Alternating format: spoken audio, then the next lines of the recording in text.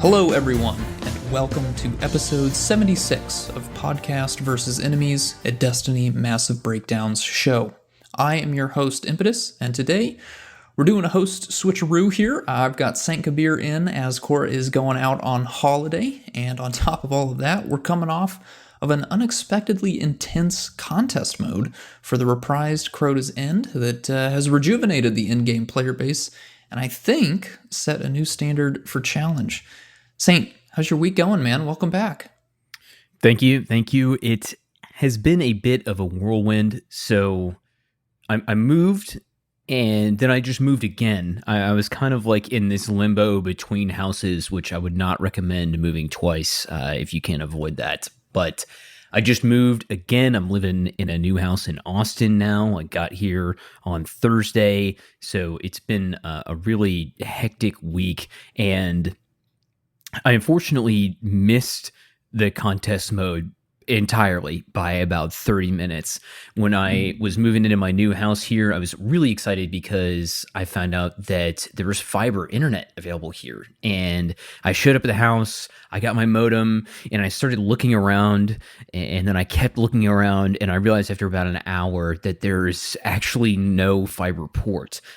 So if you've never had fiber internet before, you can't just like use the coax cable input. You need an actual like fiber port in your house, and that didn't exist. So called somebody to come out and set one of those up, and they said, no problem.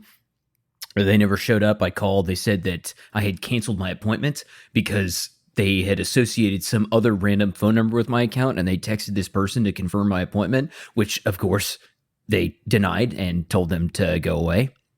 Somebody finally came out to the house today on Sunday and had to set up the entire fiber line and everything. So yeah, it's been really just nutty, but I did get to play Crota. Right after reset, I went in with my clan, and we just did it on normal, and I don't know, it was probably like an hour and a half or so, and that was great. But yeah, shout out to my team from Clan Truth. Those guys did end up clearing the contest and challenge mode, so congrats to those guys. Oblivion Professor, SRL, I want to say Pentad and Billy, both Baggins, and really proud of those dudes because, like you said, I think this was one of the harder contests, even though disappointingly I did not get to participate. But that's all right. We got another raid coming in like 6 months for the final shape, so I'm not trying to get too bitter about this one. Impetus, how about you, man? How have you been this week? How was Crota for you? Yeah, so did seasonal stuff kind of in the first half of this week.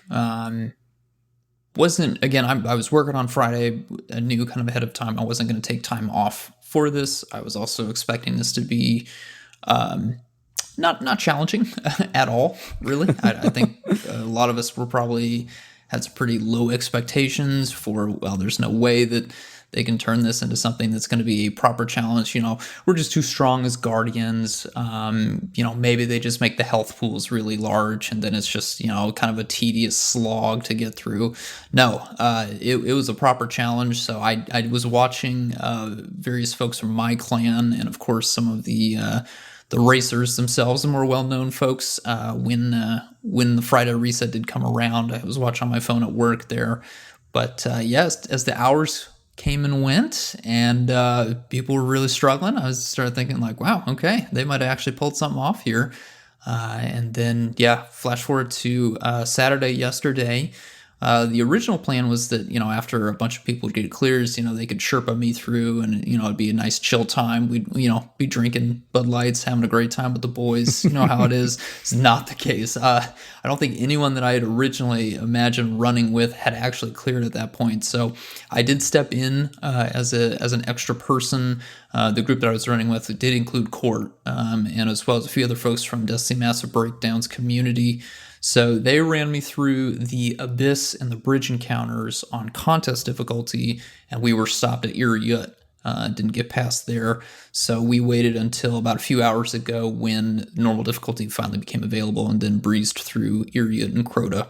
So I have now completed Crota's End for the first time in Destiny 2. I've been told It's incredibly different from D1, but everyone seems to be happy about that. So yeah, it's been very fun.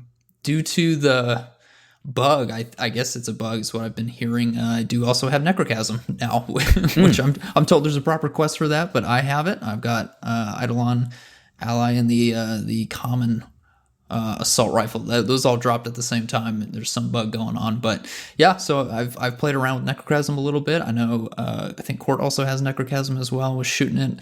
So yeah, it seems like it's going to be kind of a fun little weapon. We'll see how the Catalyst changes things up once we get our hands on that. But yeah, dude, imagine missing weekend. The exotic, right? Couldn't be me. Hey, you'll get it eventually, dude. I've heard that quest can't be that hard, right? Yeah, from my understanding, so to be clear, I cleared the raid, I think, like 30 minutes after they hit this. So I like just missed it. And I got the quest. I actually got the quest instead of getting the gun and Husk of the Pit to drop. So I did the initial step, which is really easy. Just kill like 100 hive on the moon. And then the next step is collecting 20 oversoul fragments. And this is kind of a new style of a quest. The oversoul fragments appear to be dropping from encounters. I want to say I got 2 to drop when I was just doing the normal raid, one from the Eremite and one from Crota himself. I'm pretty sure. I have to go back and check that. Maybe one of them could have been from Bridge, but either way, it seems like you're going to get maybe 2 per normal clear that you do. And then there's also a lot of them that you can earn from like various challenges and triumphs and things like that. The elemental runs, your encounter specific challenges and stuff like that. And I like that a lot because it creates this version of this quest where it's like, oh yeah, you could just do the raid normally a bunch and do some looted clears over 3 or 4 weeks or whatever it would take to get all 20 pieces. Or if you really want to go hard, you can do all the challenges and get it in maybe 1 week or 2 weeks. I'm not sure exactly how many pieces of the quest out of 20 that you could get from triumphs, but really, I think that's a cool system, and it kind of brings in the idea of like the triumphs allowing you to get the exotic faster. It's like kind of a new spin on that, where you could just do the raid normally and eventually get the exotic, or you could grind the triumphs and get it really quick. So pretty cool quest. Okay with the fact that I had to get the quest because I'm probably going to end up going through doing all these triumphs anyways, even though, man, the intro triumph is to clear the whatever you want to call it, totems section, the intro of Crota's End, without anybody hitting 10 stacks of darkness weight, which seems kind of hard. Like, I think that you could probably stack up some enlightenment early on before you start taking on stacks, but I think you'll have to be really efficient for that one. So I'm looking forward to giving that a try this coming week. Yeah, I mean, we also have some notes. Well, go ahead. Yeah, I mean, yeah, I'll get into what Court had said, his thoughts and stuff, but it was rough, man. I'm not gonna lie. I mean, I was getting flashbacks to my first ever day one experience, which is Vault of Glass. I was not a good PvE player at that time. I was still quite new. I didn't quite understand what that kind of difficulty entailed. I was the clan that I was in, which is still the same clan I'm in, was very much like, you do have to experience it. They were, and I had done a bunch of raids at that point, but I was still not very experienced. And so it was, I was in a team and I got my shit pushed in. I mean, we made it to Atheon and then just kind of really faltered there on the contest version of that, because you also had to do challenge for VOG. But I came away with it having a very good understanding of kind of my own skill level and how much work I needed to do to make myself a better player, which was a really good experience, even though I was very humbled. This time around, I was getting flashbacks to that, but it was one of those cases where, like, I knew I was a good player. I am a good PvE player, but you needed to be a great PvE player to get through Crota. I mean, it was absolutely a high bar to meet for all 6 of that members of your fire team, and I think that was it's a rare feeling because I did not get that experience at all during Root of Nightmares, and it's been a minute since I felt that's spooked, you know. Yeah, people made their impressions of Root of Nightmares well known, and I think it's safe to say that Bungie, they heard that. They heard that. Crota been hitting them weights, dude. He's not been taking any days off, and it shows. And still pretty brutal, even on normal difficulty. I mean, I died during DPS just a few hours ago on the normal difficulty because he shattered the well and then, you know, cooked me, you know. I think they made just enough changes to him specifically outside of the contest version where he's still absolutely a threat if you want to be up close and personal with him. So, yeah. I mean, again, we still two-faced him, and that was absolutely not happening on contest difficulty for teams. But I've talked enough. Let's see what Court had to say. He is, of course, on summer break. He'll be heading up to the Highlands and straight into a hot tub here, according to his notes. But he will be listening along to the show when he can. Big love to everyone who joined for contest and post-contest Crota's End, and then his thoughts on contest mode Crota's End. He says, immaculate. The best contest mode I've ever experienced. I only missed out on Vogue and Val the Disciple, and the Raid and Dungeons team have completely shattered expectations with all the memes and jokes about D1 Crota. Didn't manage to get that contest clear, but the experience was superb, and he still wishes that they'd add contest as a selector node. Bungie are really missing out on this, and I just don't think Master comes close to replicating that experience. Yeah, I think we'll have to wait and see just how Master's hitting, but I don't know. I've been disappointed with every Master version of the raids that we have so far. Are there any for you, Saint, that you're like, yeah, I'm glad that we have this level of difficulty? The only memories that send out when it comes to Master is doing Master challenges for like the raid seals, right? And even then, I'm usually, even with Root of Nightmares, had some updates to the way that adept weapons work, and that was an improvement, right? And I do appreciate the way that the new adept loot works and all that stuff from Root of Nightmares and your ability to like enhance those traits and stuff like that. But I'm with you. I think it would be nice to still have the ability to turn around and go through contest, and have rewards that match up with the increased difficulty of that, similar to how Master raids go. The fact that you just can't outlevel a contest raid, is irreplaceable. Even when, kind of Master does, it rotates around a little bit. There's surges and things like that, and it forces you to maybe mix up your loadouts a little bit, and that's good. That can break up like the monotony of like, oh, you figure out the raid meta, you run the raid meta. That's like there's a little bit of monotony there. So I do like that part about the new versions of Master Raids, in kind of recent seasons that have surges, etc. But yeah, I would rather, if they said you can go do contest mode and get you some 68 stat pieces of armor or adept weapons or whatever it may be, I'm sold on that. I definitely would want to go back and run that. Especially, I mean, obviously in this case, specifically with Crota, I moved on Thursday. I didn't get internet until Sunday. And now it's like, oh, sorry that you had all this IRL stuff going on. And that's even in like the better version these days when they have a 48-hour contest mode.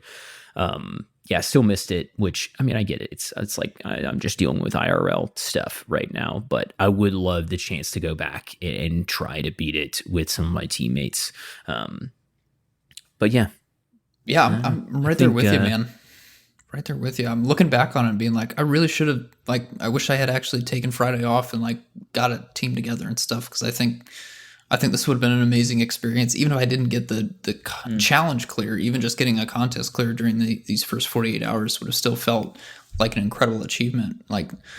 It's and weird to like kind you of look talked at this about, and be like, this is a big regret of mine for Destiny, of like not being able to be here for that. But that, I mean, that's just kind of the nature of the game, right? There's all these little yeah, ephemeral moments that you never know are going to turn into these like incredible times where everyone's getting pushed to their limits and the community's really strategizing, like all the posts and stuff people were making about, you know, what builds to run, what's working really well and stuff like that. I mean, that is just so exciting. And I haven't really seen that since starting to play Destiny 2. Like, I can't remember a time when it was that energizing. I feel like WoW, of course, we were all just having so many issues with connecting to the game that that kind of challenge just didn't feel like a community-wide thing, because we were all in our own situation of who's getting dropped, you know, which teams are able to get through, triumphs not counting, triumphs counting, you know, all that weird stuff. But yeah, I hope we can see this with the final shape raid situation, because I think that would make for a really cool moment.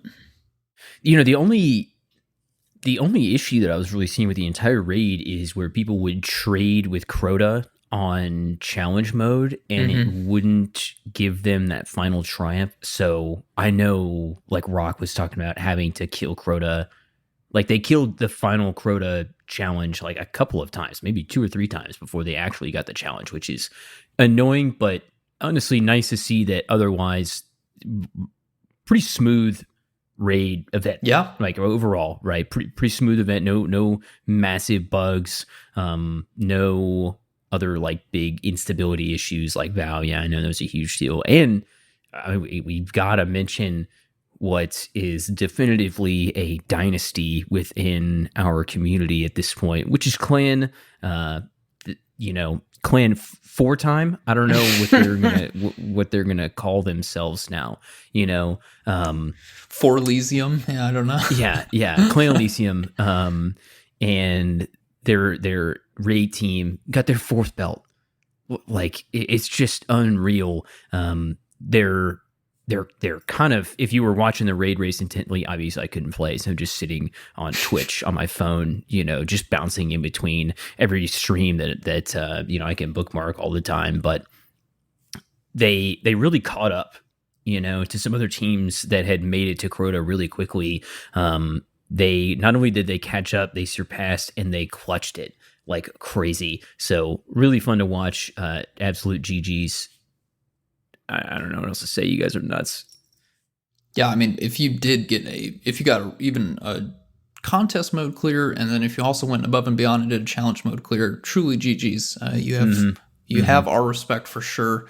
I was looking at some numbers. I think, again, I'd have to double check the math of the posts that I saw on Reddit, but somebody posted saying that it was 4,437 unique teams cleared challenge mode, which is low.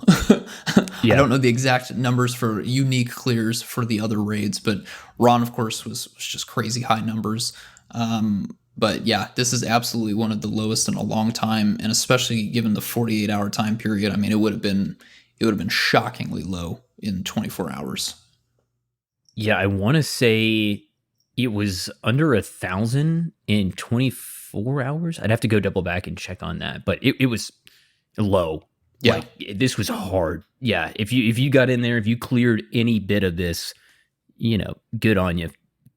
And I hope that you are coming back and looking forward to the final shape raid with a renewed focus, because like you're describing that VOG experience, another reason why it would be good to have contests available all the time, because you hear about it, but then you got to get in there and it's like you have that, oh, it's like that kind of moment, you know, realization. Because I know exactly, I remember Crown of Sorrow was the first time I tried a day 1 raid, and I had the same, oh, okay, it's this like is what that. they're talking about. Okay. Yeah. Okay.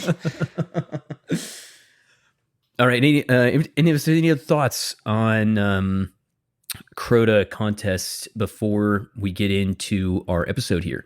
No, I think it's time to get into the rest of the episode. All right.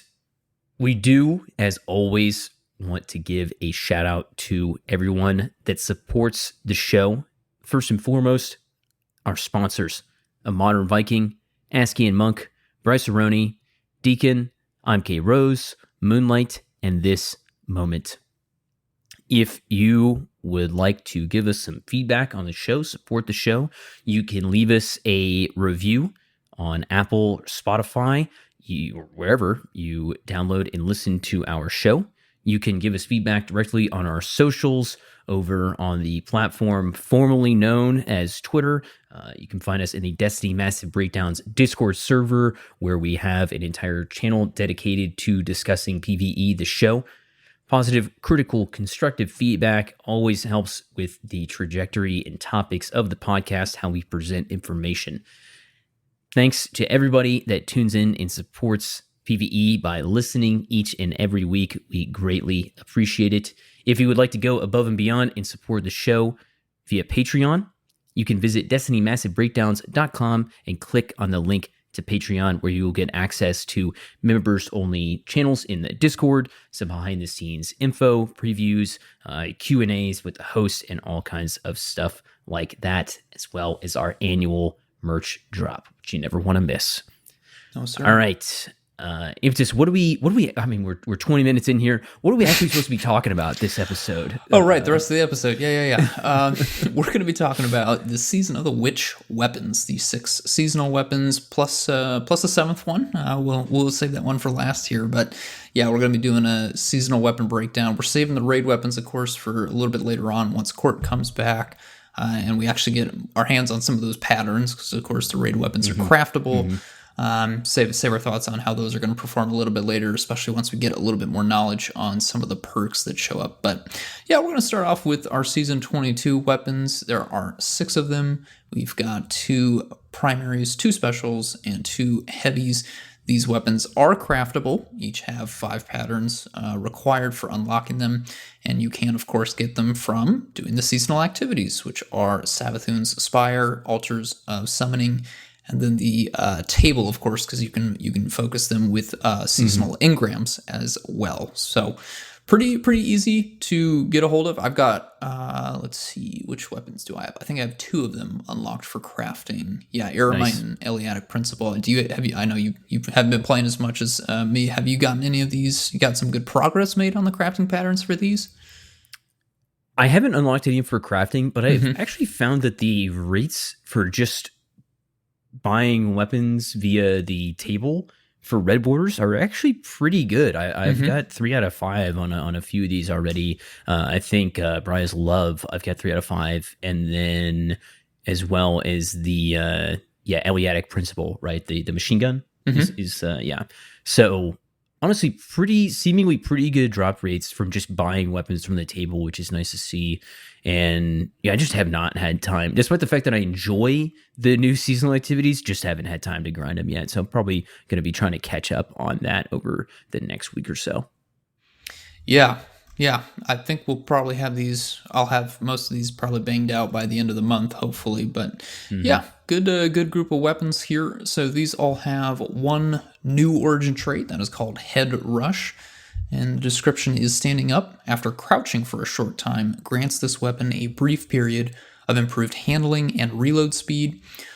What the notes are for this on a technical detail are after crouching for 2+ seconds before you stand up, grants a small amount of handling. We're still determining that amount, doing research over there with the Destiny scientists, but it is 10 reload speed is on top of that small amount of handling for about 5 seconds. Small amount, right? But this is, of course, an origin trait. We know these aren't supposed to be full-on perks, kind of like a half perk. It's kind of a weird one. Like, I would read this and think, oh, this will pair really well with the field prep perk. And field prep only shows up on one of the weapons, so like, oh, okay. Not a whole lot of synergy outside of that very specific scenario. It's kind of one of those ones where I'm like, well, I guess it could be worse, but also not a whole lot there. So if you are somebody who's a habitual croucher, we've got a great origin trait for you here. Got any more thoughts on that, Saint? I wish that, I think they could give this a little more benefit, because it's kind of like a weird manual activator. Like you said, it's right. Like this kind of other side of the coin from field prep. I think that it would be, despite the fact that it is an easy activator, I think we could have up that reload speed a little bit maybe, or give these bonuses. And I believe that this is included in the seasonal artifact mod that increases origin trait benefits. Yep. Right. So you can get usually double whatever the benefits are. So if it's like 5 handling and 10 reload, if you get the artifact mod that is going to increase your origin trait benefits, that would be 10 handling and 20 reload speed, and then that's like, okay, actually a little bit more noticeable.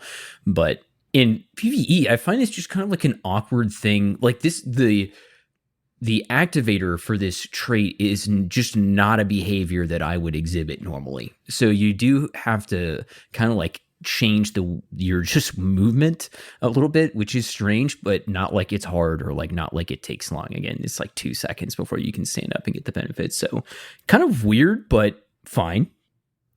Yeah, I feel like this is where it leaves me. I'm looking at these weapons here in D2 Foundry, and like they all have pretty decent handling and reload speed. So the small amount, I mean, sure, aside from the Aeromite, which does have low due to its frame, of course, handling and reload speed, it's like, okay, I'm not sure we needed a bump to those stats in particular, but they are nice stats that, bumps are always appreciated, and we are still very much in that reload perk, damage perk kind of meta for PvE. So I'm not complaining, but at the same time, I'm kind of looking at a lot of these and like, well, they already have stats in the 40s and the 50s and even the 60s for some of these weapons. Like, I'm not really sure why we needed a bump even further when, something like stability or range was quite low, but it is what it is. I feel like we're just nitpicking at this point.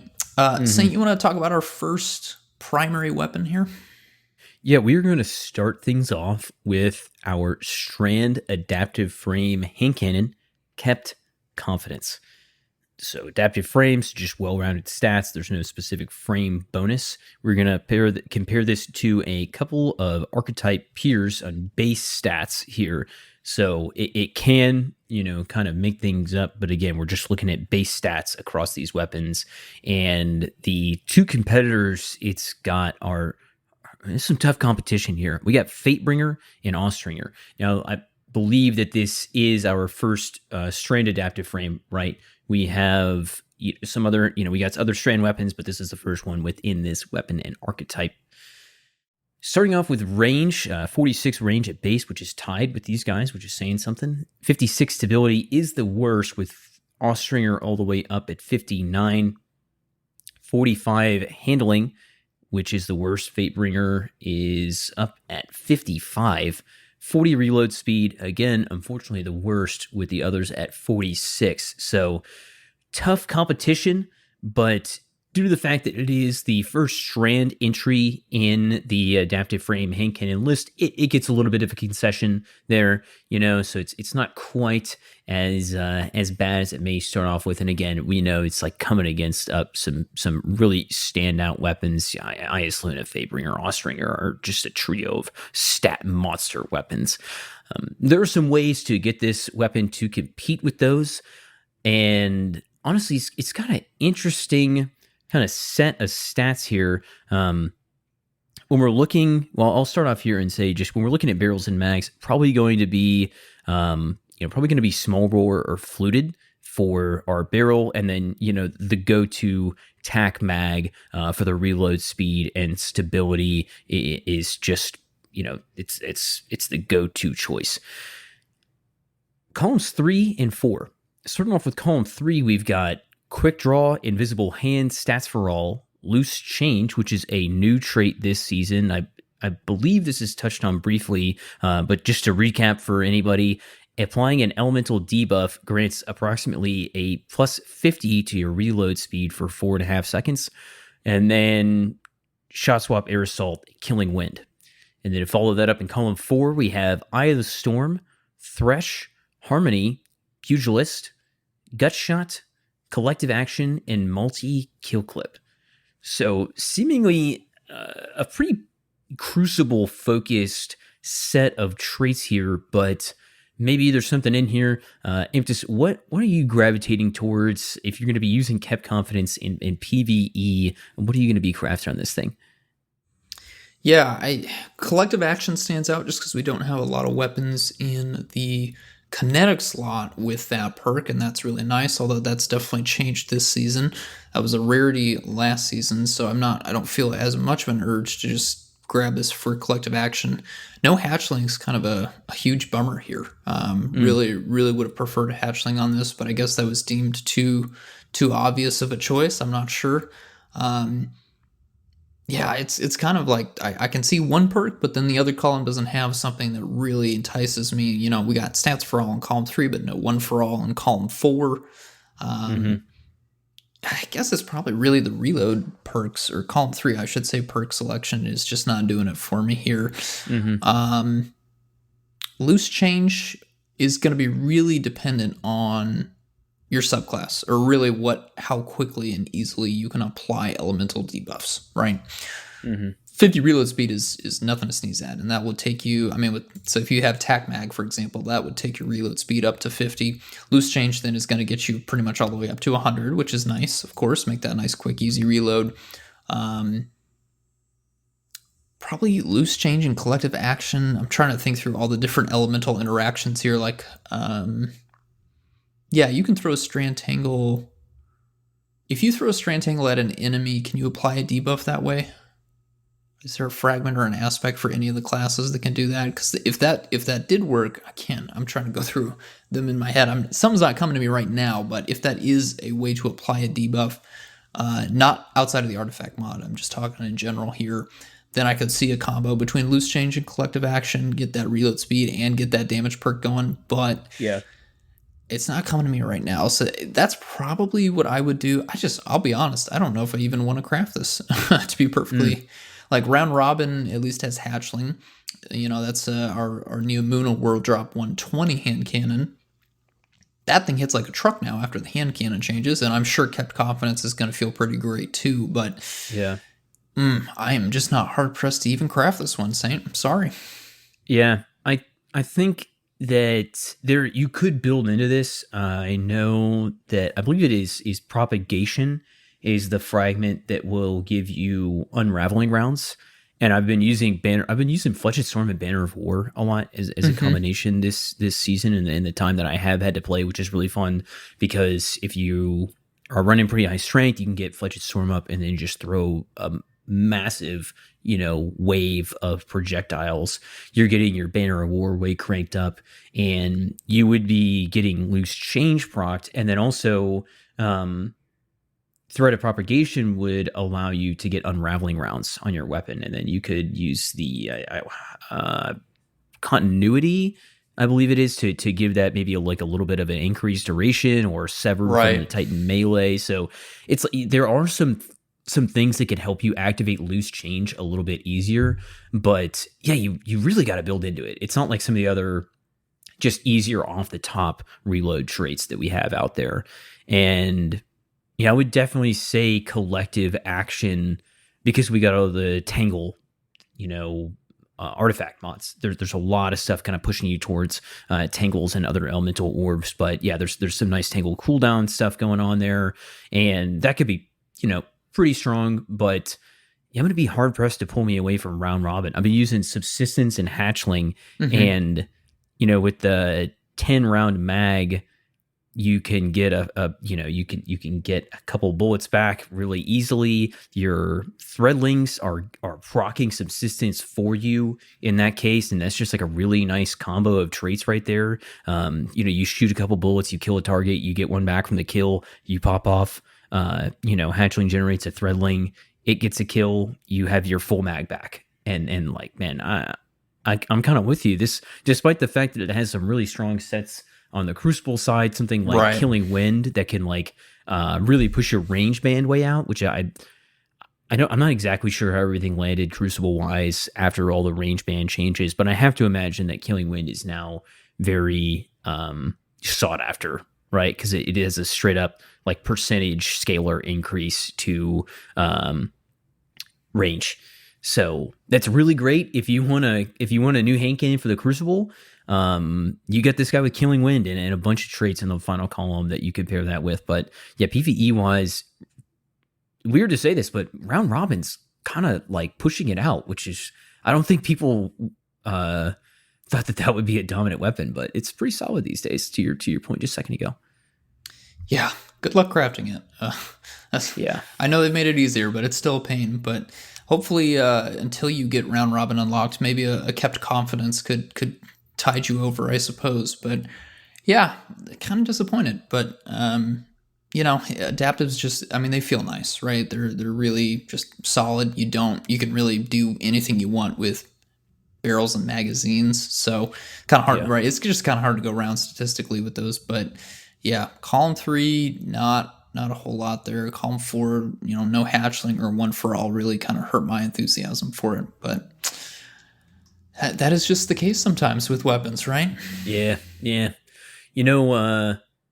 It's got some better PvE traits though. Oh my goodness, yes. Our scout rifle. Our other primary. This is Brya's Love. I'm not entirely sure, but I believe Brya the name of Eris Morn's ghost. I believe I heard that somewhere. I could be wrong. Lore nerds, feel free to correct me if I'm wrong, but I think Brya was the name of Eris Morn's ghost. So that's some deep lore right there. Yeah, that's a kind of gut-wrenching name for a weapon there, but tis the season, I suppose, here. This is our Void Precision Frame Scout Rifle showing up as 180 RPM in-game here. That just means that this bad boy's recoil pattern is more predictably vertical, which is nice. Of course, the recoil direction shows up as 78, but that is not the case. The frame does add on to that, so you don't need to worry about the recoil direction. This thing is straight up and down. Looking at some archetype peers here, this is a weird situation because we do have a quite decent 180 RPM Void Scout rifle already out there. Doom of Kelkis from the Kingsfall raid, also craftable, also has an hallowed variant. I can't remember what they call the adepts from Master Kingsfall, but yeah, stiff competition there. So that'll be one of the archetype peers that we compare the stats to.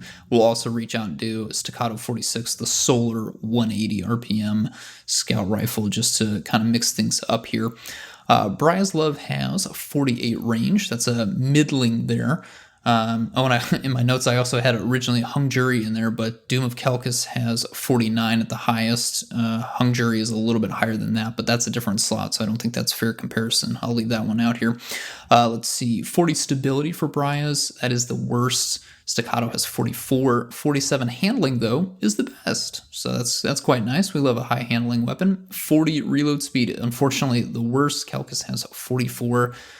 It's kind of a mixed results in the energy slot, though. Hung Jury, of course, still the most dominant 180 scout rifle, statistically speaking, and I guess also perk-wise, but that, of course, is in a separate slot entirely, so that's not really a fair comparison here. Kind of the same situation for adaptive hand cannons when we're looking at the barrels and magazines for a 180 RPM scout rifle. I feel like you can pretty much take any stat you want and really modify it, and you can't go wrong. I'm probably going to look at small bore again, just get that range out a little bit. I might even go all the way up to hammer forged. Looking at the perk pool here, I see quite a few options for reload and handling, so I don't feel a huge urge to go fluted barrel, but you might go in a different direction there. Magazine 17, again, really not enough bullets for me. That's why I like to go tack or appended mag, even though that gives me just one additional bullet or two additional bullets respectively. I'm not interested in extended mag because that does bring the reload, that halves my reload speed, so I would leave that one alone, but you do have appended and tack mag if you like more bullets. Columns 3 and 4, I'm going to be honest, there's some good perks here, but again, with Doom of Kelkis around Saint, I feel like there's some strict pressure here. I do see one role that is quite rare, a combination here that I know Doom does not have. It's Shoot to Loot and Explosive Payload. Shoot to Loot has had a massive glow up recently, just some huge changes to it. You could shoot an Orb of Power and pick it up. You can shoot an ammo brick, picking it up, automatically reloading all the equipped weapons from reserves. Explosive Payload widens that effect of Shoot to Loot. So that is a very what would be the probably best application for that? I know a lot of speedrunners use it. I know people doing flawless raids love shoot to loot the perk. But for me, that really great combination excels in Grandmaster Nightfalls when you're really restricted to movement and there are some tough enemies out there and you know you're going to get beamed if you try and go for those ammo bricks. So this is a combo that Chelchis does not have on it. So that is one unique thing.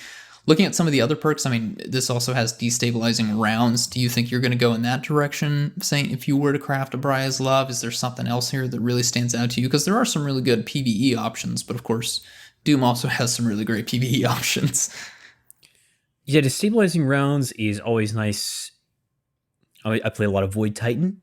I talked about this plenty, so I'm not going to go on that. But yeah, you know those builds. You know destabilizing fits in with those builds. And shoot to loot, like you said, is hard to ignore.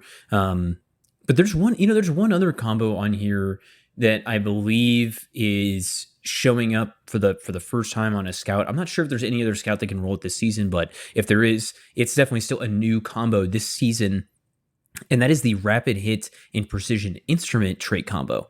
Yep. So everybody's familiar with rapid hit, and precision instrument feels like the jelly to rapid hits peanut butter, right? This is very sets for a one for all combo type of a scenario. Again, as a reminder, precision instrument, one of those new traits this season, precision damage increases at 1 to 6 stacks from about 4% up to 25%. And it only lasts for about a second and a half. And that is pretty much the same for rapid hit. So it's kind of a strange combo. I may try this out. I'm hoping to get a precision instrument roll while I'm acquiring red borders, so I can at least try that out. But yeah, man, the explosive payload shoot to loot. Even me, the frenzy enjoyer that I am, I cannot deny how valuable that trait combo is, like you're pointing out. And another thing about shoot to loot is the way that it reloads too. Like, not only is it giving you that safety for orbs and power or power ammo, right? Mm-hmm. Which is, I feel like, kind of like your most clutch, maybe even special ammo. It's reloading all your weapons whenever you get that pickup. So it's just such a crazy valuable trait that it surpasses kind of those reload traits just because its utilities is ridiculously high. But pretty solid, especially if you are not a raider and you have not crafted a, Dragonfly, Firefly, or explosive payload and frenzy on your Doom, definitely go pick up this Brya's Love, shoot to loot, explosive payload, frenzy. You could try destabilizing, or even that rapid hit precision instrument combo if you want to just try out the new traits for the season. Pretty strong offering. Nice to see it have at least a couple unique things, because it is just so hard to compete against raid weapons, right? When you have a in-slot, in-element competitor in a raid, it's really rare that you are going to be able to beat it out as a seasonal weapon. And it's good to see this thing at least offer something unique. It brings something kind of new to the table, right? Yeah. I'm just looking over our Void Scouts here. I forgot how strong these are, actually. So we've mentioned Doom of Calcus.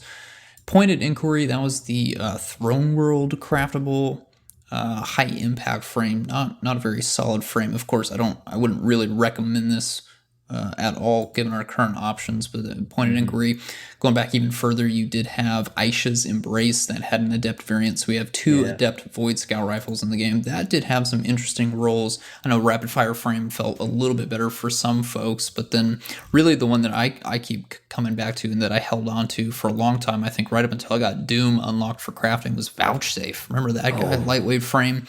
Great per combo, rapid hit, explosive payload, old Dragonfly as well. That was I think my go-to Void Scout for a year at least, or several years given its age. But I mean, that's, again, all of those weapons are still obtainable, but you can't get the adept variant of Aisha's anymore. And I know Vouchsafe is dropping from the Dreaming Cities. So again, like you got a lot of options here. So I am kind of impressed that they did put some really solid PvE perks on Brya's even to begin with, because my goodness, there's not a, when I was thinking of like prior to the season, what would I want? A Void Scout rifle is not something I would put on the list, but they really did. They made an effort for it. We haven't mentioned Golden Tricorn. That's also in column 4. You've got Keep Away and Perpetual Motion in column 3. I think you could make a good effort with those. But yeah, for unique combination stuff that I can't get elsewhere when it comes to Void Scout rifles, the combos we mentioned at the start there are going to really serve you well.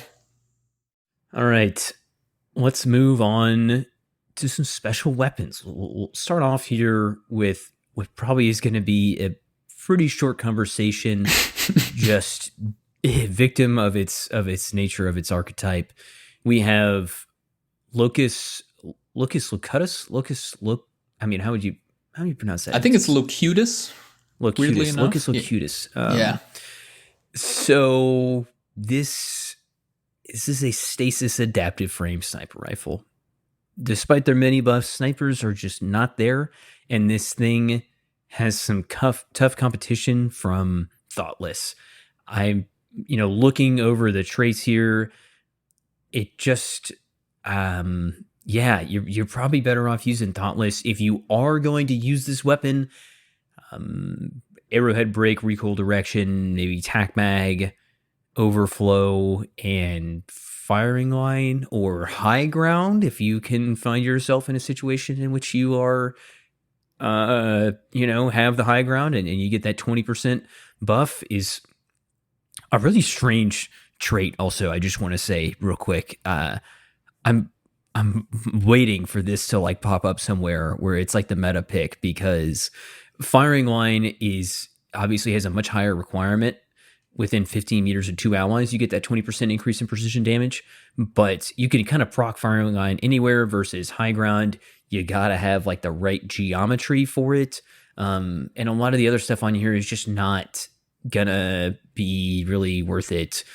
There's plenty of good crucible options. Again, we're not really gonna focus on that, but if you don't have a stasis sniper rifle, you never got a Thoughtless, maybe I could see somewhere in here, but then again, perks like Headstone on this special weapon are just not quite there. Sniper rifles are just not really there in the damage meta right now. If anything, you're using a fusion, maybe you're using a slug or a pellet shotgun, but yeah, I just not sure what they were thinking. It's an adaptive sniper rifle. Not sure what they were thinking about this one. It's got worse stats than Thoughtless. It has all of the good PvE perks of Thoughtless, but also a worse origin trait. Like you're not beating Land Tank.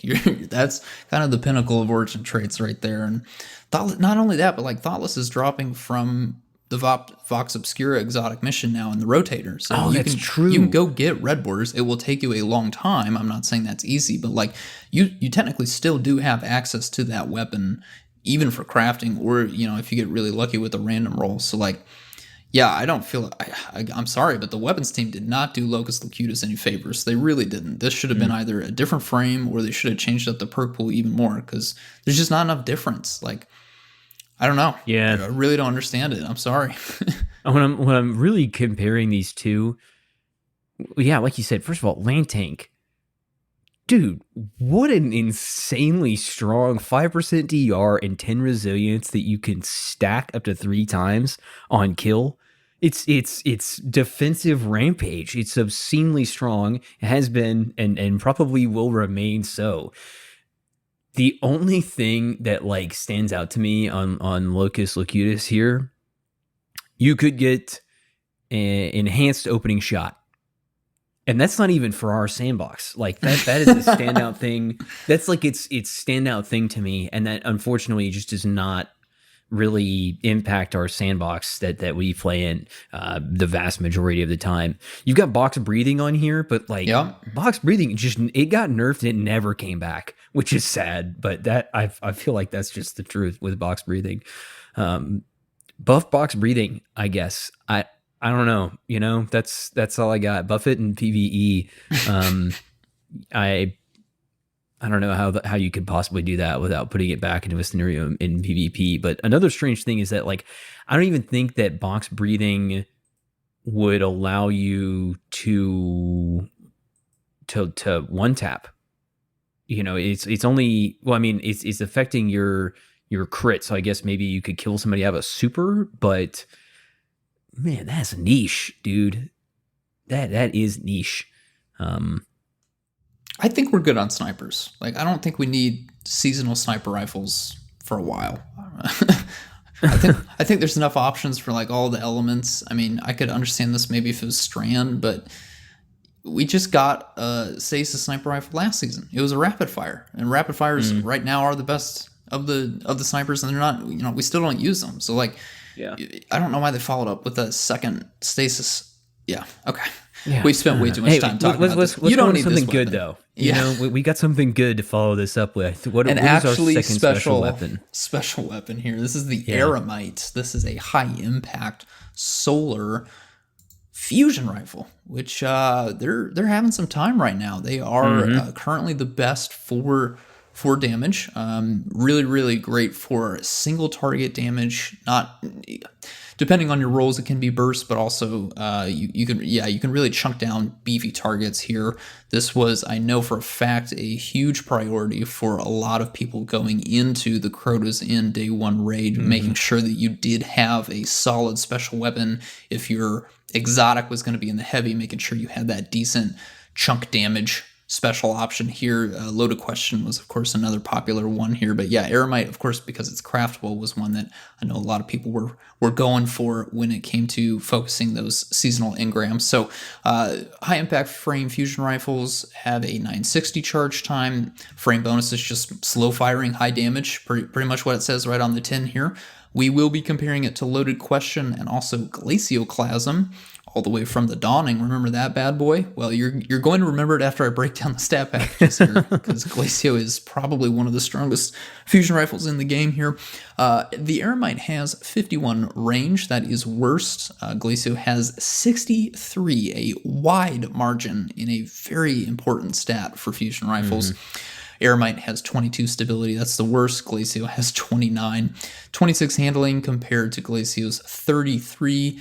Aeromite has 22 reload speed, though, and that is the best compared to Loaded Question and Glacioclasm by a good margin here. So, yeah, despite the fact that it has some tough competition stat-wise, the Aeromite does fare a lot better in the perk department, which is awesome to see here. So, when we're talking about high impacts, you look at those stats there. Low stability, low handling, low reload speed, those are what we are targeting. Stability, I think, is maybe a bit more input method based on how much you want to lean into that. For me, I care a little bit more about handling, making sure that I can swap to this weapon quickly when I'm out in, say my heavy slot during a boss damage phase. So I am looking at fluted barrel. That's really the most important barrel for me. I could maybe, I think in most cases I'm probably going to go with, just fluted, because the recoil direction at base is 75. That's up and down enough. I think I can control this, of course. The slow firing I do find makes it a little bit easier, where I don't need to worry about the recoil direction compared to something like a rapid fire frame fusion. So fluted barrel for me here. Now, when we come to our batteries, our column 2 options for a fusion rifle, kind of been a lot of discussion about what we want to go with here. So I am going to, I did craft this, and I went with ionized battery. I really chunked into the magazine. I'm looking at 7 in the mag and a 2 reload speed stat. I kid you not. Ionized battery has that minus 20 malice, and that is super noticeable. But I think I know where this is headed here. Yeah, I went with ionized because there's a perk in column 3 that makes up for that, that does harshen it. I was going to say, maybe if you didn't want to go that way, but you kind of do want to go that way, because the perk we're talking about in column 3 is Envious Assassin. This is the weapon perk where you get kills with other weapons, and that will refill this weapon, and it will even overflow. Envious, it used to be a pretty strict perk. I think it was kind of a situational case for most weapons when it first debuted, but the weapons team has kind of loosened the restrictions and the timing when it comes to overflowing the magazine, how many bullets it has in the mag when you go to pull it out. So it is now much more comfortable, and I would say that for a lot of special weapons in particular that do get this in column 3 is probably going to be my go-to reload perk, especially on a fusion rifle, which are really great for boss damage right now. I'd probably even say maybe for shotguns, I would probably go Envious Assassin. Sniper rifles too. I can't remember how many snipers even have Envious Assassin, but yeah, for a lot of relevant special and heavy weapons, Envious is now one of the best, if not best in slot for your reload perks here. So that's what I have in my column 3. Column 4, we do have some really solid options. Reservoir Burst is our oldest kind of fusion rifle trait, but we did have new last season and reappearing on the Eremite Controlled Burst. Landing every shot in a burst grants the weapon increased damage and reduced charge time. This is the wombo combo that a lot of people were going for. That enhanced Envious Assassin, enhanced Controlled Burst there. 20% increased damage and 10% decreased charge time. That is the stats on Controlled Burst. It is definitely the best in slot option here. I know some people were arguing for Reservoir Burst, getting those explosions on the overflowed bullets or bursts from Envious Assassin, but again, once you proc Controlled Burst, you have all these bullets in the magazine from Envious Assassin. You can just go to town on an enemy, and that really does apply to just so many high health targets across so many different areas, raids, dungeons, GMs, right? You stun a champion, just start laying into them with that high impact. You are going to melt them pretty quickly. So that's, I mean, Saint, is there anything else here that you look at that you think, hey, okay, maybe I'd craft a roll with these kind of perks? The only other standout thing I would say is, I mean, you have Compulsive Reloader, you compare with the Reservoir Burst. We also have, new to this season, Heal Clip. This is a solar weapon. You got Heal Clip, Reservoir Burst. The only problem with that combo is it's kind of leaving your reload speed in the dirt. You would need to still, you would need a reload speed masterwork. I mean, you'd probably also need like a loader mod on your gloves or something like that to really capitalize on that. So I think that could be fun. Heal Clip, Reservoir Burst, it's a unique combo that's showing up, on this fusion, I believe, for the first time. But yeah, man, Envious Assassin Control Burst just pops off, and with even, enhanced battery, ionized battery, you're getting crazy magazine size. I think even at base, you could get up to 12 shots in the mag, even just with 5, because of the way that Envious Assassin works now. Yep. And this is what I was using. So going back to the beginning of the episode, I just went through Crota for the first time, and I was playing on Banner of War Titan because I wanted to try to use that against Crota, which was moderately successful, but I think next time I'm probably just going to go Pyro Gale with Roaring Flame stacked up, because I was losing my Banner of War after, just because of the way that the Crota fight is set up. Unless you have your entire team like stacked up on top of the Titan that's proccing Banner of War, it's going to be difficult to keep that up the whole time. But anyways, that's a side tangent. The point is, as the tractor cannon player, I was using a loaded question with that exact combo. And man, that's some pretty good damage output. I think when everything was all said and done, I did about 2.2 million damage with pretty much entirely just using that trait combo on a fusion rifle. And another thing that has kind of been on my mind is the impact of the change that they just made to charge time, masterwork, and accelerated coils to fusion rifles, right? Brand new. Yeah, I'm glad you brought up the masterwork, because I was going to bring it up if you hadn't touched on it. What are you going on here, Saint? Explain to the folks. Yeah, I'm probably going charge time, because if I understand the most recent change correctly, somebody can write in if I'm messing this up. I hope you're not just screaming at your stereo right now. That the charge time is no longer negatively impacting the bolt damage. And I could be misinterpreting this, but just like the overall DPS, no matter what, I mean, previous to this change, it was better DPS output anyways, because the increase in damage, or how should I say this? The decrease in charge rate was outweighing the decrease in damage, leading to better DPS and lower total damage output when it came to charge time masterwork on fusion rifles. And I think that got even better. Am I wrong here, or what? I know for the masterwork, it no longer negatively impacts. So absolutely charge time masterwork, because this is a craftable weapon. You can pick your masterwork. There's absolutely no reason to go anything else. You want to do charge time, make the gun fire faster.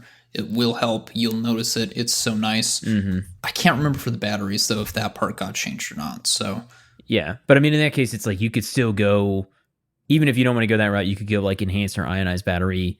Mm-hmm. And just crank that mag through the roof. Honestly, at this point, I would say you either want to go accelerated or you want to go ionized, and just like, why not go full in and go for like 18 shots in the mag, or go for, I think it would probably cap out at 13. So it's like you're maybe making a trade-off there, and you would have to really be using this for a long time. I guess in this case, Crota damage phase, you may be able to get through all 13 shots before you're going to reload.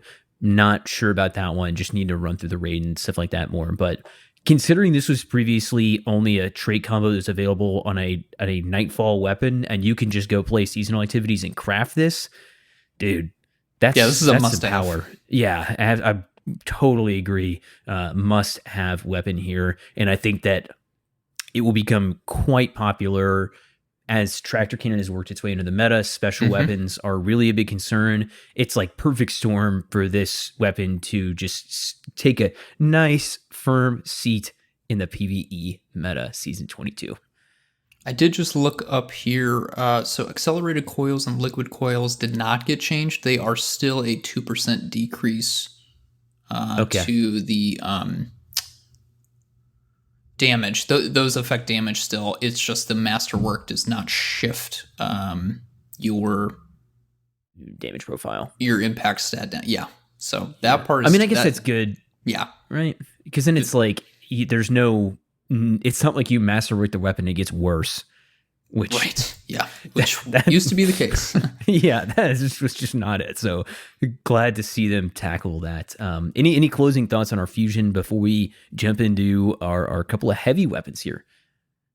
No. I mean, this is, like I said, just great in-game PvE gun. You can match this to Apex Predator if you're trying to max out your surge mods. Like, I mean, it just slots in so nicely with solar builds and I mean, for Warlocks, Titans, and even Hunters, solar is definitely in-game viable. So even in-game necessary on Warlocks. So, all the reason in the world to target this for your first crafting if you want to get serious about weapons, special weapons for bosses, mini bosses, regardless of what kind of content you play. This is gonna treat you well, but it is a high impact. It is a slow charge time, so it's not immediately as dominant as I think like Cartesian Coordinate was when that first dropped all those seasons ago. But this thing hits like a truck once you get controlled burst going, and you'll have so many shots at controlled burst level with Envious Assassin. It's really interesting that you bring Cartesian up, because that was all over the place when I was watching. Like I said, I couldn't participate in the day when I didn't actually have internet, but I was just on my phone watching Twitch streams from anybody you can think of. And I feel like I was seeing Cartesian all over the place, but hardly any loaded questions or Eremites. I could be wrong, but I believe at this point, if you are able to proc controlled burst, that they would deal more total damage and nearly the same DPS as Cartesian.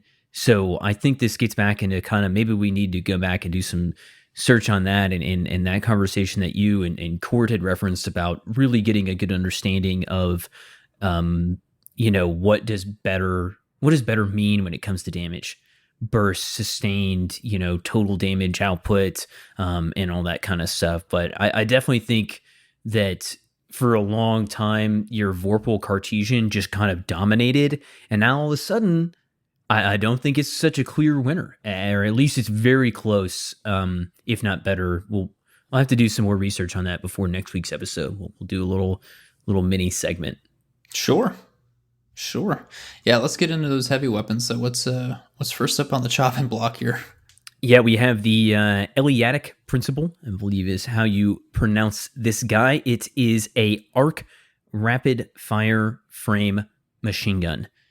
This guy's got a couple of pretty notable competitors that everybody is going to be familiar with. This is our 900 RPM archetype, absolute bullet hoses, as they say.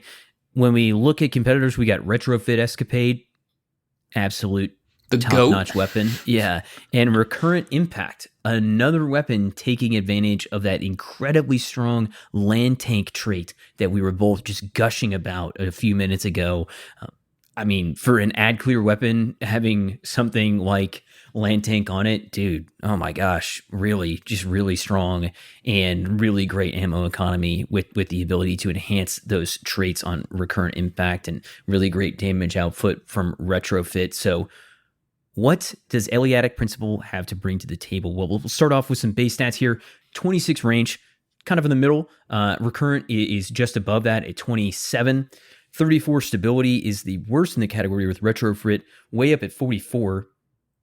50 handling, again the worst. Retrofit, not quite as high, but again higher at 56. And 64 reload speed, right in the middle of the pack there. Recurrent Impact is going to be at, or Retrofit, I should say, is going to be at 67. So Retrofit is really incredibly strong stat-wise weapon. This kind of fits in the middle. Not the best stats, not the worst stats. And how do things continue here when we take a look at the traits? I would say we're going to start off, I'm probably going with something like small bore, just your kind of standard there. And then in my mag, after the barrel there, I'm going to go with high caliber rounds or ricochet. I mean, those are, again, pretty classic choices.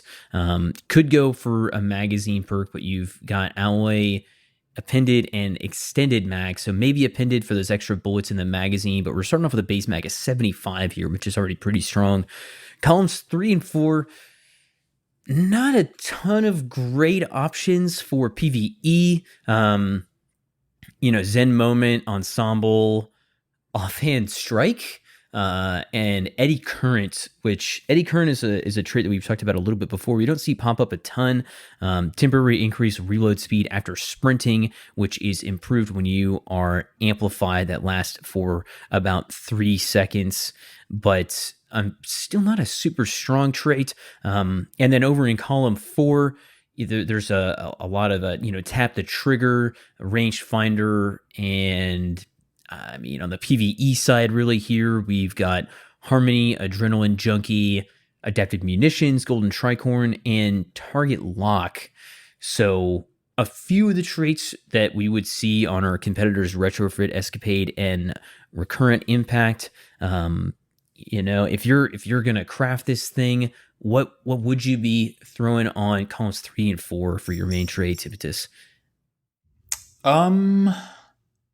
Oh boy. So I've unlocked this for crafting. I haven't actually crafted it because I'm going to be honest, I don't think I need to. I mean, I don't have a great arc machine gun. I think my old Swarm Adept is probably the one that I do have in the vault for when I need it. But my goodness, man. I completely forgot that we already have a craftable rapid fire arc when I was doing the script. Plank Stride from a year ago came out. Remember that thing? That thing was trash. This feels really bad because I'm looking at Eliotic Principle and thinking, you're not much better. I mean, we got Target Lock in column 4. That's a pretty good option, but I don't know, dude. Ensemble? Yeah. It gives 40 reload, which, that's nice. It's something. This would have been the perfect weapon for field prep, right? You get a little bit of synergy with Head Rush. It ties into the frame.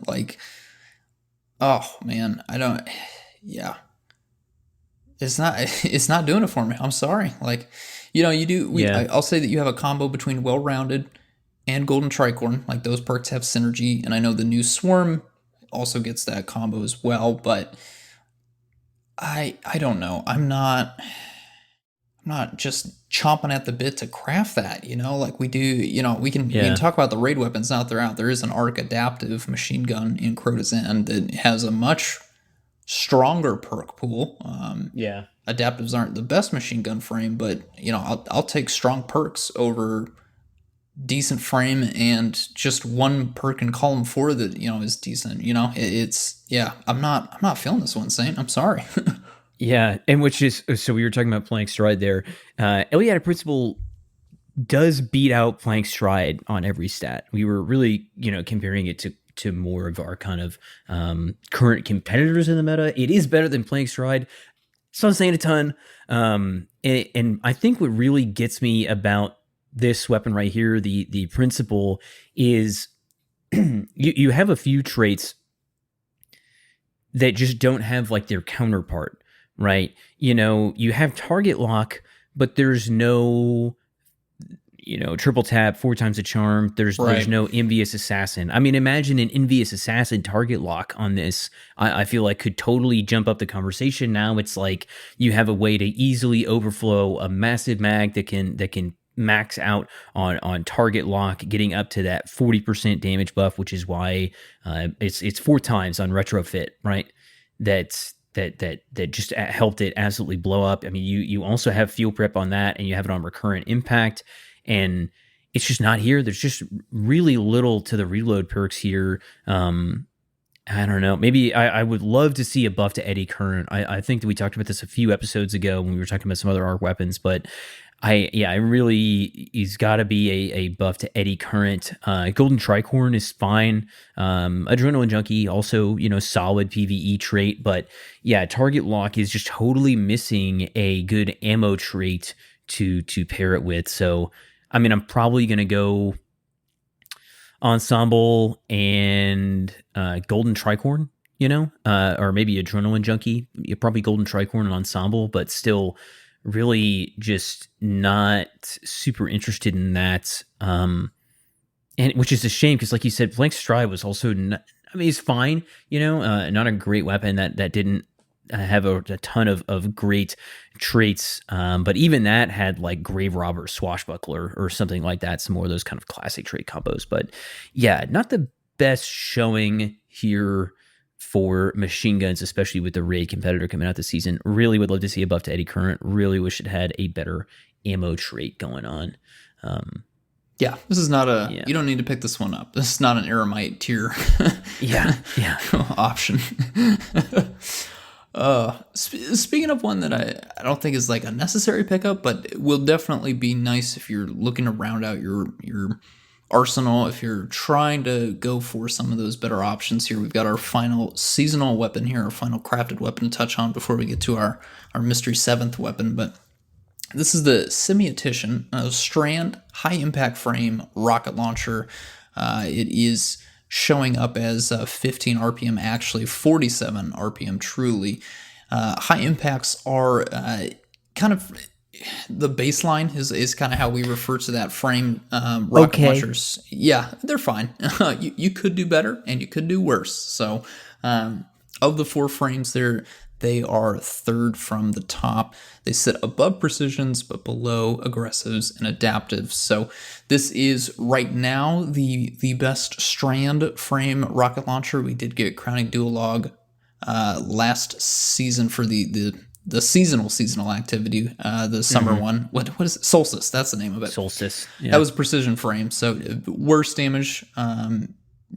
We didn't recommend it, of course. This is substantially better and does have some pretty good perks, and it's also craftable, and it's around a lot longer than Crowning Duologue was. So let's take a look, though, at some archetype peers. We'll be comparing this to Braytech Osprey and Roar of the Bear.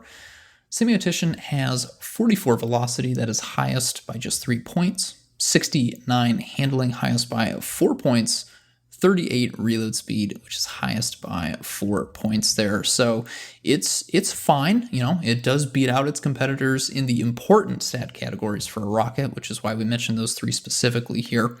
And it does, of course, have access to enhanced perks, which is going to matter a little bit here. We'll start in our launchers, our barrels, and our magazines here. Looking at that high blast radius, looking at that high handling stat, we can kind of take advantage of those. Lower velocity leads me to quick launch. Get that plus 10 velocity, plus 15 handling. You're sitting at 84 handling. That thing is going to be feeling real nice in your hands, whipping that out.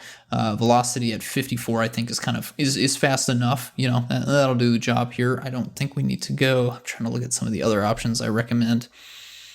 Yeah, I'm just gonna recommend quick launch. I think that's probably the best here. We don't need stat bumps to a few of these other ones. Column 2 on rockets has always been a pretty easy one. Impact casing increases that impact damage by 10%. That does result in a 2.2% total damage increase. Some people say 2.2 isn't enough, but again, it's craftable. Like, there's not really a substantive argument here. I've seen some people maybe push for alloy casing to get faster reload speed. I don't. But hey, damage is damage. 2% or 0. 1% damage is damage, man. You don't absolutely need the reload speed to go up, considering a perk in column 3 here that I'll touch on. So I really am just going to say let's go impact casing here. Moving on to column 3, there's really just one option here that we're looking at. It's field prep. Craftable enhanced field prep is a massive plus to any rocket launcher. Anytime you see that on there, that should really make you double check. Again, if it's a precision frame, we haven't had a craftable precision frame in a long time. I think Bungie knows why that is, but anytime you get enhanced field prep on a non-precision frame rocket launcher, that's automatically going to be probably number 1, unless, maybe we get something like Envious Assassin that can also be enhanced. It's really tough to go with just extra rockets, right? Especially when we've already maximized for a little bit extra damage with impact casing, and then that, taking into account whatever damage perks you might have in column 4. So field prep's going to be huge here. Again, field prep does tie into the whole head rush origin trait. You're going to be doing a lot of standing up and crouching. You'll get both of those kind of working at either ends of the spectrum as you go into crouch, you get field prep. As you come out of the crouch, you get head rush there. So you're getting a bump to that reload speed, which is quite substantial, just a lot more frequently, and that's great. You do have, I'm trying to remember here, do we have the inventory stat for Semiotician? Because that's what really matters here. I'm not seeing it in D2 Foundry here.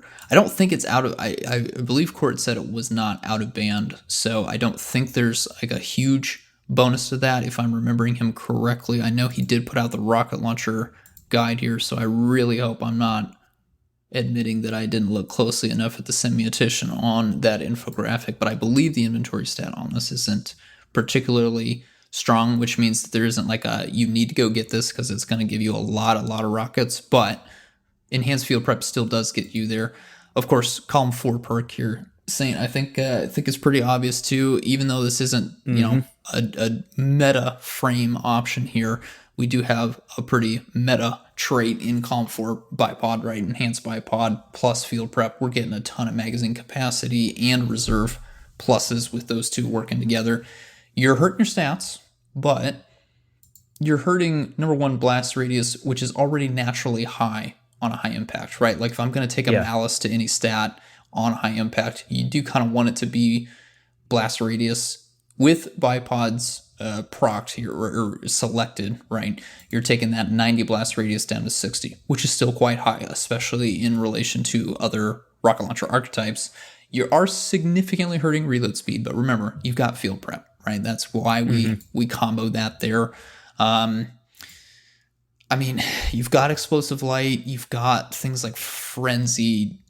Do you feel like there's an argument for those? I think the community is still kind of split on bipod. I'm also a little bit on the fence for it. I think there's a case for it maybe on some of the more meta options, but yeah, I still don't know if I'm going to actually put bipod on Semiotician when I craft it. Frenzy is just such a huge, I don't know. I'm torn. What are your thoughts on it? I was going to say,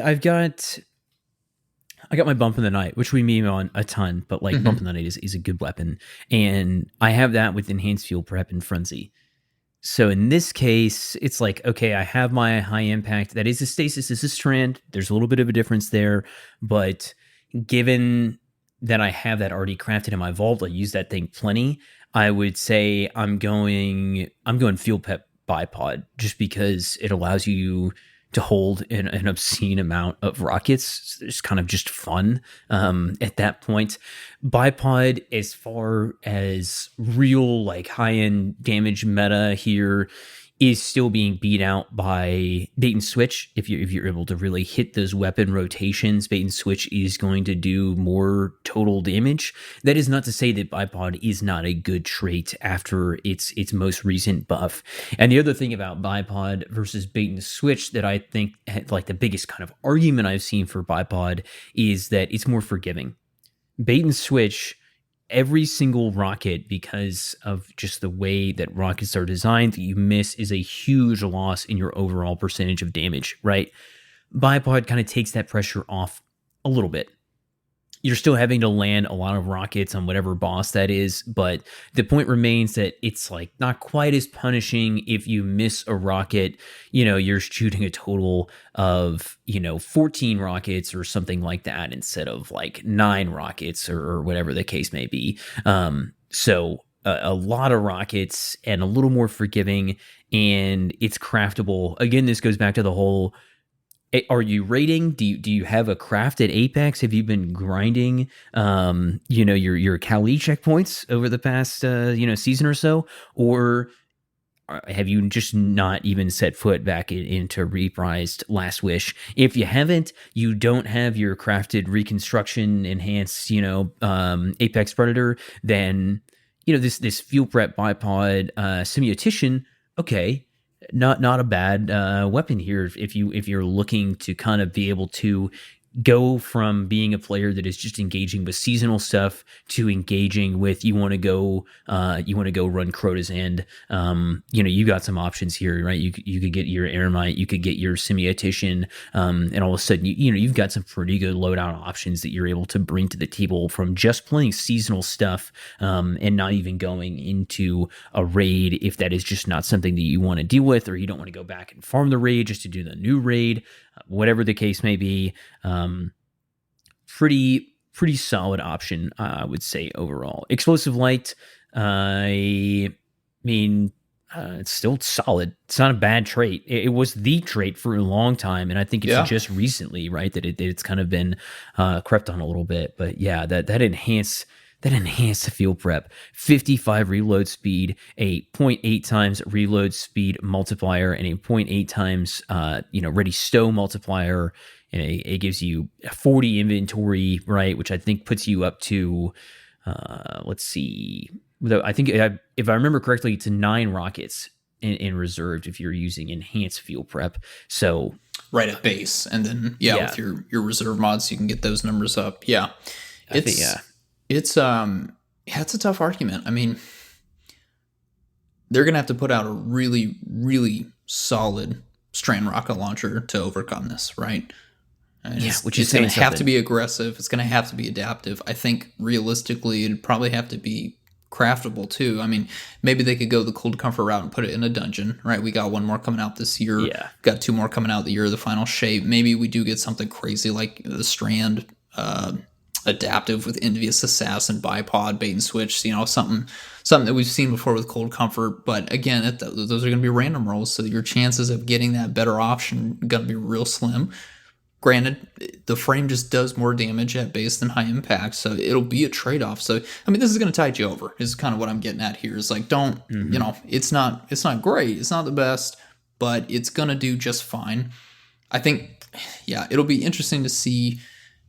I guess it's probably more personal preference, because I'm thinking about activities where you got strand surges, right? Typically you're going to have another element surge, and we do have just really good rocket options for all of the other possible surges, right? Cold comfort for stasis. You got Apex Predator for solar. You've got Red Herring for void. This one's a little bit older, Hothead for arc, but we do also have Blowout from the Crucible. That's the more recent kind of substitute there. you don't really have to get locked in, but maybe you don't have all of those bases covered, and so maybe you do need to go down the strand weapon option because you've got this craft and you could take advantage of the strand surge. I would definitely keep this in the vault. I just don't know personally, as somebody who has access to all those other weapons, how often I'm going to be busting this out for the strand surge. I think it'd probably have to take like some artifact mod that lets me just really push this particular weapon past its normal point for a particular few months in game. But yeah, still overall good entry. Definitely better than improvement. Yes. From Mr. Duolog over there. Oh boy. Such a pretty rocket, such a crappy rocket. We got our bonus round here at the very end, and we are talking about the Malediction. It is a kinetic hand cannon, 120 RPM, aggressive frame. This is our not playlist, I guess ritual weapon. Yeah. Maybe we could say for the season. And it is way better than the ritual weapon that we saw last season. Last season we had Last Right Scout Rifle. That was the second ever aggressive frame scout rifle after Long Arm debuted with the Spire of the Watcher dungeon. And it was low point for our ritual weapons, but we're kicking it back up, and we have what I think is a really solid looking weapon here. The first thing I want to highlight is its third column traits. We have Discord and we have Enlightened Action, and this is a bit out of order, right, from how we normally do our breakdowns, but this is granting approximately 10 handling and 10 reload speed for 2 seconds upon damaging a target. So dealing damage improves reload and handling, which means about 10 handling and 10 reload speed for a couple of seconds, and you can stack that up to 5 times. Now that's pretty interesting, but what does this look like even at base? Before we get to that, Enlightened Action, how does this thing compare to our other kinetic aggressive frame hand cannons? Quite well. Let me tell you, it's good. Okay, I'm looking at a comparison right now. We're gonna compare Malediction to a round robin, pure poetry, and true prophecy. And Malediction at base, again, before we even get to that Enlightened Action trait, is beating out all of these weapons on every single stat except for recoil direction. It has a recoil direction of 94 versus 97 on a round robin and 95 on pure poetry, again, which are really high. But other than that, it starts off with just better traits all around, even past round robin. Round robin is a craftable weapon, so there's like a little bit of a kind of give and take there, where you can get some of those stats bumped up from the masterwork and stuff like that. But yeah, just really strong stats for a aggressive frame hand cannon. Specifically, that is 61 range, 29 stability, 32 handling, and 28 reload speed. I mean, man, what a weapon. I don't know what else to say, but when we look in the final two columns, we have seemingly two traits to pair with those third column traits, depending on which way you want to go. We got harmony, we got explosive payload. Pretty interesting kind of setup here. I mean, I know that the kind of common path here, but Impetus, I'm curious, do you have any desire to run Discord Harmony trait combo? I mean, any feeling there? I haven't even tried the combo out, to be perfectly honest, but now I have a really good reason to, at least. I'm still kind of on the fence on Discord as a PvE perk, which is why I haven't tried it out a whole lot, because I don't try out a lot of new PvP perks just in general. But the synergy is obviously pretty apparent, of course, in the naming scheme. But weapons or perks where I'm swapping to other weapons are generally something that I tend to avoid if I can help it. But with the Stat, yeah. I don't know, man.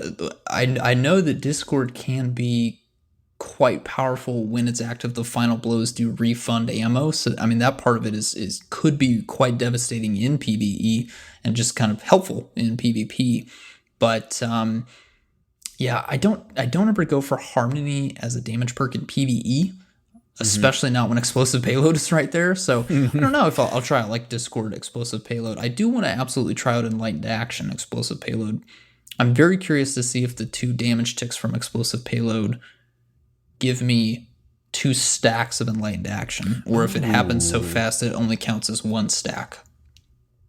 I would be over the moon if Bungie actually put a perk on there, a damage perk for Enlightened Action to proc twice, in the same bullet. That would be crazy fun. Especially with pairing with an origin trait, one of the origin traits that do show up on this weapon. But yeah, I'll need to play around with it. I did actually unlock this. I was doing a bunch of strikes for the Monte Carlo Catalyst. I still need to get that, actually. Nice. Yeah, same, man. Yeah, so I have this in my vault right now. I do want to try out. Yeah, I'll have to pull it out real quick after we stop recording and see how that works, because I haven't actually fired the weapon yet. But yeah, if it works the way that I want it to, you can forget about Discord Harmony, right? But if it does actually work where just I'll need to shoot 5 bullets to get 5 stacks of Enlightened Action, again, you're setting at a base of 9 bullets in the magazine. Like, that's going to be pretty rough. So Discord could be a little bit more enticing then in that regard as to, getting kills, refunds, ammo would be hugely beneficial for that 9 magazine weapon. Yeah. When you stack that all the way up, let's say you land the last 5 bolts out of your 9-shot mag there, you are looking at a 97 handling and 93 reload. Man, that is juice. We're near frenzy levels of stat boosts right there, right? With 50 points, or I mean, obviously frenzy is like maxing those out, but the feeling of having your handling and reload speed almost just entirely maxed out. And it's interesting because of the way that Enlightened Action is kind of like rapid hits, but not requires the crit, but the benefit from the reload speed, there's no scalar there, versus where rapid hit gets a little bit of a percentage scalar for even faster reload speeds than would normally be available. But it doesn't stop there. There's one other really interesting thing about this weapon, and it has to do with a new origin trait in the foundry that makes this weapon Impetus. What's going on there? Yes, so being the ritual weapon, of course, Malediction does have more than 1 origin trait, actually. It's got 4. So we do have the 3 ritual origin traits: Vanguard's Vindication, 1 Quiet Moment, Gun and Run. We also do have a new foundry origin trait that we talked about last week. This is our Cassoid foundry. Yes, Cassoid. I had to double check there. This is Cassoid foundry, the wildcard origin trait, where final blows with this weapon have a chance to create experimental submunitions at the target's location. It's a varying amount of submunitions. It's not very consistent based on the community research here, but the really interesting thing about this origin trait, the submunitions inherit the weapon's combatant damage scaling. Now, if you're not quite sure what combatant damage scaling is, we're not going to get into that right now, especially not at the end of the episode. But remember, hand cannons got buffed in a pretty big way when it comes to the damage profile heading into this season. They now do excellent damage against both minor enemies and major enemies. So if you do unlock this weapon and you're thinking about an origin trait to run, go wild card, because this is actually going to be a nice extra damage boost after you're getting kills, especially when you're dealing with kind of crowded enemies. You got a bunch of little guys, little thralls all bundled up together. This will be really great to kind of just get a quick burst here. And remember, you've got explosive payload on this thing, so the burst is actually going to be a little bit wider when you come to getting that damage. So that's not going to make the submunitions wider, but you have a wider area of effect of damage, so you can kill enemies kind of in a burst there. You get those 2 ticks hitting an enemy, and then the submunition goes off right there. That's going to be really strong. Yeah, I'm kind. I got to try this thing out, man. I didn't really read the perks when I unlocked it because I was so miffed I didn't get the dang catalyst. So I just chucked this in the vault. It's like, stupid thing. I'm just gonna have to go reset my Vanguard reputation. But now we're gonna get done recording. I'm gonna go bust this thing out. I got to try this because this is gonna be a lot of fun. And even if it doesn't work the way that we want it to, I mean, still, statistically, the best 120 kinetic hand cannon we have in the game right now.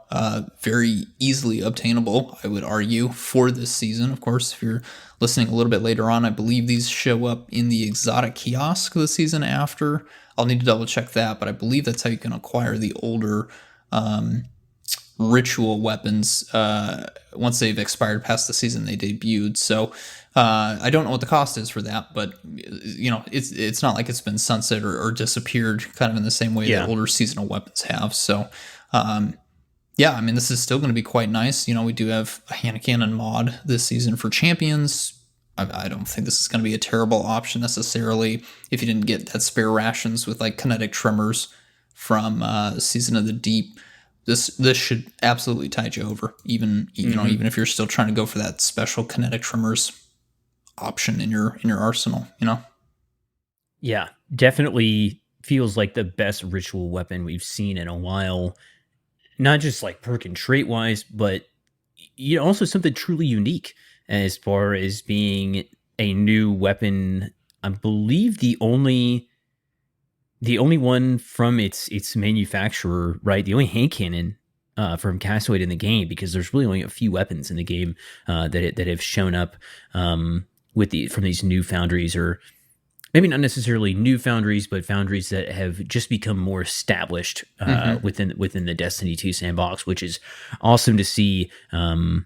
And hopefully we'll continue to see more things like the Text Mechanica trait that we saw with text balance stock. Maybe pop up some more in some seasonal weapons. I would really love to see that. And man, please make a stronger aggressive frame scout rifle, because I want those things to be good so bad, and they really are not. But in the meantime, go grind you whatever playlist of your choice. You need to be getting that Monte Carlo catalyst anyways. You might as well get a Malediction while you're at it and enjoy. It's a really cool original trait combo and origin trait. Absolutely. Well, I think that wraps it up for the weapon breakdowns here. How you feeling, in general, Saint? It seems to me it feels kind of like a pretty good run-of-the-mill stuff. The Aeromite was a welcome surprise, right? We love having one of those kind of must-have weapons just show up there and drop right into our laps, so to speak. Yeah, it's a lot of like peaks and valleys in this seasonal set, and I really feel like you can see this is a Crucible weapon, this is a PvE weapon, this is a Crucible weapon, this is a PvE weapon, and to be honest with you, like I'm okay with that. Like it's really hard to design weapons that are going to absolutely just pop off in both sandboxes without really power creeping things. So that said, I think it's pretty solid mix. And there's some really good stuff in here. Brya's Love is pretty solid. The Eremite, yeah, man, I'm definitely the standout weapon this season. The gotta have weapon, I think, is going to be Eremite, like you said. All right. Well, I think that wraps it up for episode 76. Thank you so much for listening. Of course, we also want to thank our audio engineer, Autodidaktos. Next week, what were we thinking, Saint? We're going to do some playlist weapons, touch on some of that world loot. There's quite a lot. I'm not sure how much we'll be able to fit in, but we'll try to cover some of the stuff that hopefully you guys will be getting quite a few rolls of at this point into this season, but we'll save that for next week. My name is Impetus. You can find me by that name in Discord and in Destiny. Saint, where can we find you? Yep, my name is Saint Kabr. You can find me by that name over on social media platforms or hanging out in the Destiny Massive Breakdowns Discord. Make sure to stop by the server. You got weapon rolls? You think we're overlooking one of these things? You think we're overhyping high impact fusion rifles, or maybe underselling the Eliotic principal machine gun for some reason? Tell us. We are all ears. Until then, Thank you for listening to another episode of PvE.